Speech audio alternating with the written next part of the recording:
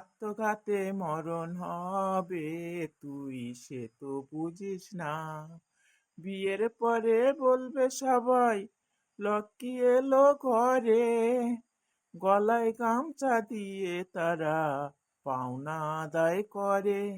ওমা বিয়ে দিস না, আত্মঘাতে মরণ হবে, তুই সে তো বুঝিস না। ঠাকমা ঠাকমা, ও ঠাকমা, কোন চুলোয় গেলে গো ঠাকমা?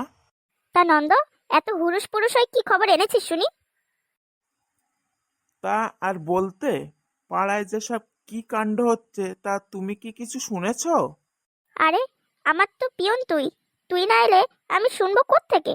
তুই তো আমার 1 নম্বর পিয়ন। খবরাখবরই যা কিছু তোর কাছেই তো পাই। আরে সে কি কাণ্ড!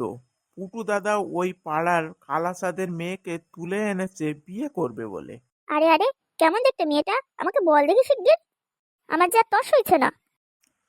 বলছি গো বলছি, সে এই হেতি মোটা, গায়ের রং কুসকুসে কালো, চুলগুলো হাঁটু ছাপানো, চোখগুলো যেন পটল চেরা, হাসলে দাঁতগুলো শুধু দেখা যাচ্ছে। সে যেন ঠিক মা কালী। আরে, পুটুর চা কি বয়স বেশি? আর লম্বায় কেমন হবে? তার বলতে লম্বায় 1 বিঘেতের বেশি, আর ওই বছর দশকের বড়। সবাই বলাবলি করছিল, শুনে এলাম। তা বিয়েটা কি আজই হবে? মেয়ের বাবা মা আত্মীয় স্বজন সবাই কি মেনে নিয়েছে? তা বলতে পারবো না, তবে সবাই বলছিল পুটু দাদার কপালে কষ্ট আছে। মেয়ের বাবা যা বাঘ, সে কখনো মেনে নেবে না। পুটু দাদাকে জেল খাটিয়ে ছাড়বে। ভাই, এ ভাই, চল বাড়ি চল। এই দিদি দিদি, পুটু দাদার কি হলো রে? আরে ভাই, আর বলিস না। মেয়ের বাড়ি থেকে মেয়ের বাবা কাকা সবাই এসে মেয়েকে তুলে নিয়ে গিয়েছিল। তারপর কি হলো শুনি? তারপর যা হলো, ওরা নাকি মেয়েকে ঘরের জানলা দরজা বন্ধ করে আটকে রেখেছিল। আর পুটু দাদার? পুটু দাদার হাত পা ভেঙে হাসপাতালে ভর্তি।